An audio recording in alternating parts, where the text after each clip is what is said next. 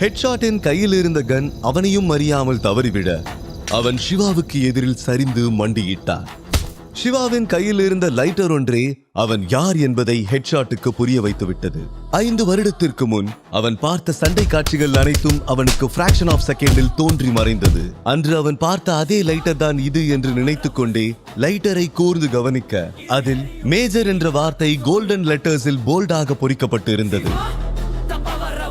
அடுத்த செகண்டே அவன் பார்வை சிவாவின் கழுத்தில் இருந்த ருத்ராட்சை மீது விட இப்போது அவனுக்கு எல்லாமே தெளிவாகிவிட்டது. கடவுளை நேரில் பார்த்த பக்தனை போல பேச்சு மூச்சில்லாமல் இருந்தவன் நடுங்கும் குரலில் கையெடுத்து கும்பிட்டு, மேஜர், என்ன மன்னிச்சிருங்க, நான் பெரிய தப்பு பண்ணிட்டேன். எனக்கு என்ன தண்டனை வேணும்னாலும் கொடுங்க, அதை ஏத்துக்க நான் ரெடியா இருக்கேன். ஹெட்ஷாட்டே ஒருவரை பார்த்து நடுங்குகிறார் என்றால் எதிரில் இருப்பவன் ஒரு சாதாரண ஆள் இல்லை என்று விக்கிக்கு தெளிவாக புரிந்தது. சிவா ஒரு லேசான ஸ்மைலோடு, அவந்திகாவை மரியாதையா கூட்டிட்டு போய் கார்ல உட்கார்வை என்று சொல்லி முடிப்பதற்குள் அவன் சடனாக எழுந்து நின்று அவந்திகாவுக்கு முன் லேசாக குனிந்தபடி 2 கைகளையும் நீட்டி மரியாதையோடு கூப்பிட்டார். அவந்திகா பிரமிப்போடு சிவாவையும் ஹெட்ஷாட்டையும் மாறி மாறி பார்த்தாள். தன்னுடைய மானத்தையும் உயிரையும் காப்பாற்ற சாட்சாத் சிவபெருமானே சிவாவை அனுப்பி வைத்ததாக நினைத்துக் கொண்ட அவந்திகா அங்கிருந்து வெளியேறினார். ஹெட்ஷாட் காரின் கதவை திறந்துவிட அவள் உள்ளே அமர்ந்து கொண்டாள். பின் டோரை சாத்திவிட்டு மீண்டும் உள்ளே ஓடி வந்தார். சிவா சோஃபாவில் வசதியாக அமர்ந்து லைட்டரை கிளிக் செய்து கொண்டிருந்தார். பிறகு அவன் அந்த லைட்டரை மீண்டும் பாக்கெட்டில் வைத்துவிட்டு விக்கியை பார்த்து கொண்டே ஹெட்ஷாட்டிடம், யார் காலையோ விழுந்து மன்னிப்பு கேட்கணும்னு சொன்னல, யார்கிட்ட கேட்கணும்னு இப்ப சொல்லு என்று கேட்க ஹெட்ஷாட் விக்கியிடம் கண்களை காட்டினான். சிவாவின் கோபத்தை உணர்ந்த விக்கி உடனடியாக அவனிடம் மன்னிப்பு கேட்கவில்லை என்றால் அவன் தன்னை உயிரோடு விடமாட்டான் என்பதை புரிந்து கொண்டான். சாஷ்டாங்கமாக விழுந்து, என்ன மன்னிச்சிருங்க, ஏதோ தெரியாம பண்ணிட்டேன், இனிமே இந்த தப்ப நான் பண்ணவே மாட்டேன், இந்த ஒரு தடவை என்ன மன்னிச்சிருங்க ப்ளீஸ் என்று கெஞ்சினான். ஆனால் சிவா அவனை அலட்சியமாக பார்த்து, நீ செஞ்சது மன்னிக்கவே முடியாத தப்பு. ஒரு பொண்ணு மேல அத்துமீறி கை வைக்க நினைக்கிறவங்களை என்னால மன்னிக்கவே முடியாது. அதுவும் நீ அவந்திகா மேல கைய வச்சிருக்க, உன்னை எப்படி விட முடியும்? அப்படியே உன்னை மன்னிச்சு விட்டாலும் நீ மறுபடியும் அதே தப்ப பண்ண மாட்டேன்னு என்ன கேரண்டி என்று கேட்க, என்ன நம்புங்க ப்ளீஸ், நான் சொல்றது உண்மைதான், என் அம்மா மேல சத்தியமா சொல்றேன், இனிமே நான் எல்லா பொண்ணுங்களையும் கடவுளா தான் பாப்பேன் என்று சொல்ல சிவா கோவத்தில் சத்தமாக, ஷட் அப், அவங்கள டச் பண்ணும்போது உன் அம்மா உனக்கு ஞாபகம் வரலையா என்று சொல்லி ஹெட்ஷாட்டை பார்த்து, இவன் செஞ்ச தப்புக்கு இவரை நீயே பனிஷ் பண்ணிடு என்று சொன்னார். சிவாவின் நம்பிக்கையை பெற இதைவிட பெஸ்ட் சான்ஸ் கிடைக்காது என்று நினைத்த ஹெட்ஷாட், நீங்க என்ன பனிஷ்மெண்ட் கொடுக்க சொன்னாலும் உடனே செய்யற மேஜர் என்றார்.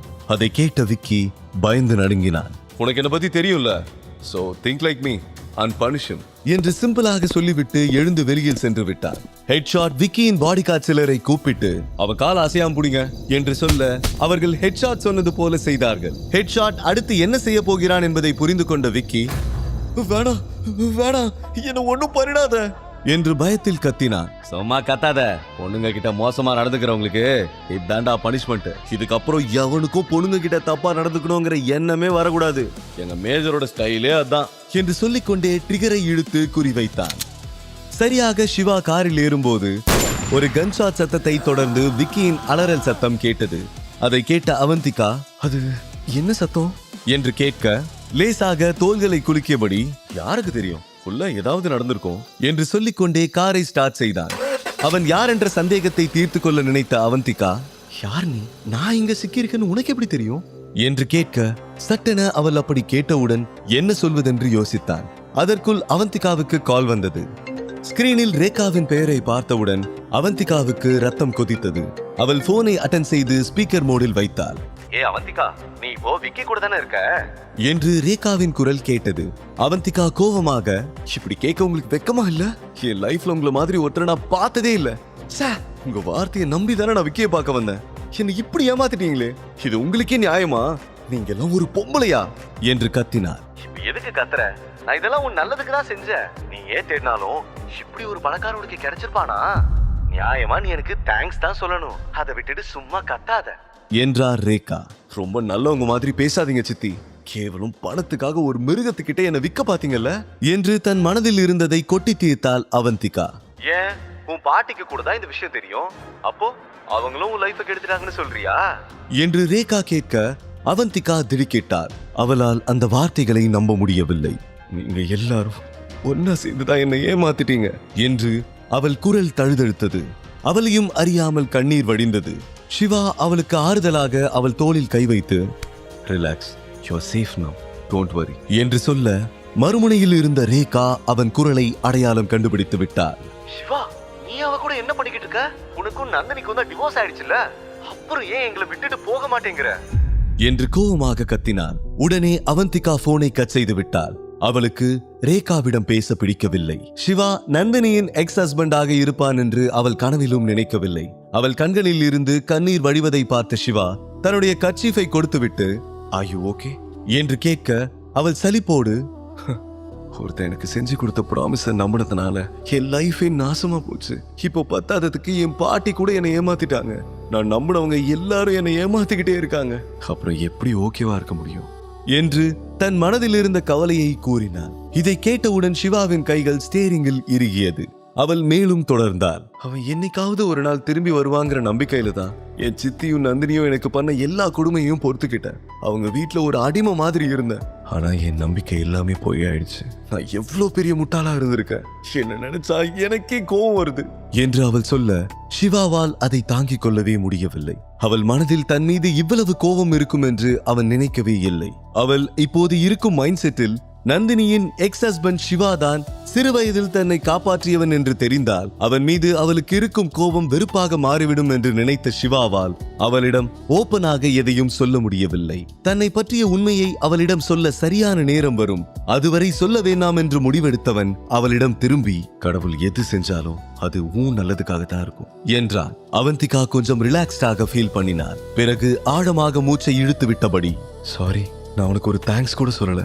நீ மட்டும் கரெக்டான டைம்ல வரலனா என்ன நடந்திருக்கும்னு என்னால நினைச்சு கூட பார்க்க முடியல என்றான்.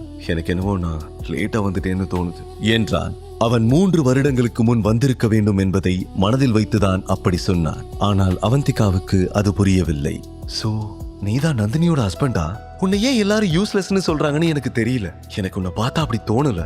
உன்ன மாதிரி ஒரு ஹஸ்பண்ட் கிடைச்சா அந்த பொண்ணோட லைஃப் ரொம்ப ஹாப்பியா இருக்கும் என்று சொல்ல, இதை கேட்டு சிவாவின் முகம் சிவந்து விட்டது. ஆனா நான் கேட்ட கேள்விக்கு நீ இன்னும் பதில் சொல்லலையே.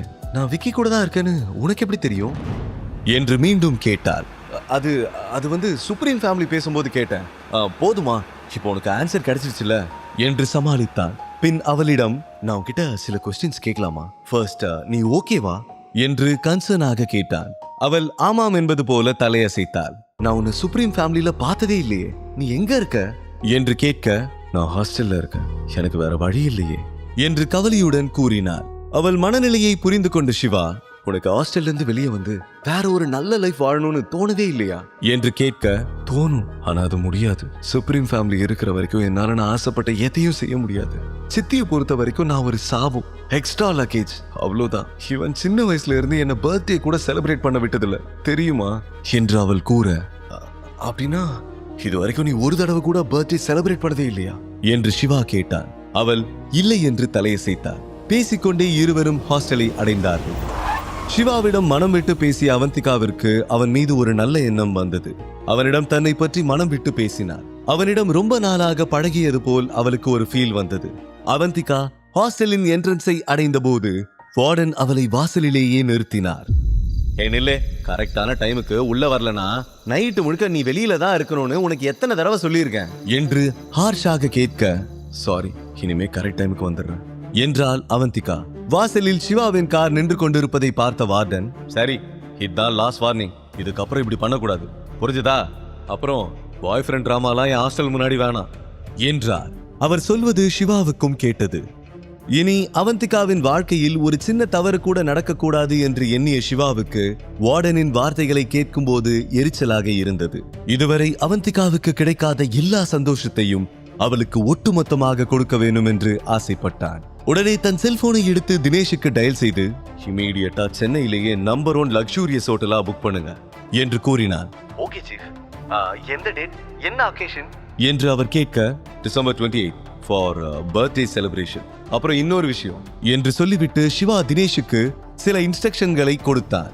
போனை கட் செய்த பிறகு, சுப்ரீம் ஃபேமிலி அவந்திகாவுக்கு செஞ்ச கொடுமைக்கு பதில் சொல்லி ஆகணும். இந்த பர்த்டே வச்சு சின்னதா ஒரு கேம் ஆடலாம் என்று முடிவு செய்தான். மறுநாள் ரேகாவின் நம்பருக்கு தர்மா குரூப்ஸில் இருந்து கால் வந்தது. Good morning madam. உங்க டாட்டரோட பர்த்டே செலிப்ரேஷனை நினைச்சு நீங்க வரி பண்ண வேணாம். அது இனிமே தர்மா குரூப்ஸோட பொறுப்பு. மொத்த எக்ஸ்பென்ஸையும் எம்டி தினேஷ் பாத்துக்கிறேன்னு சொல்லிட்டாரு.